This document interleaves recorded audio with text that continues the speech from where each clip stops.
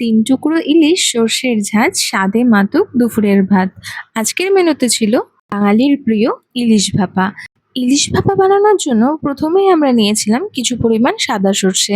সেই সাদা সর্ষেটাকে আমরা প্রথমে কিছুটা জলে ভিজিয়ে রাখবো, আর সাথে লাগবে আমাদের কিছু পরিমাণ কাঁচা লঙ্কা।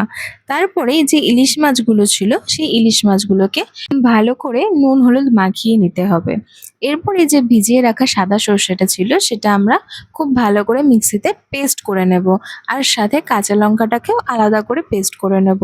তারপরে একটা স্টিলের টিফিন বক্সের মধ্যে বেটে রাখা সাদা সর্ষে, কাঁচা লঙ্কা বাটা, নুন, হলুদ, বেশ খানিকটা সর্ষের তেল দিয়ে মাছগুলো ওর মধ্যে দিয়ে ভালো করে মাখিয়ে কয়েকটা কাঁচা লঙ্কার টুকরো আর উপর থেকে অল্প একটু সর্ষের তেল দিয়ে ভালো করে 10 মিনিট ভাপিয়ে নিলে রেডি বাঙালির প্রিয় ইলিশ ভাপা। গরম ভাতের সাথে এই ইলিশ ভাপাটা খেতে কিন্তু দারুণ লাগছিল।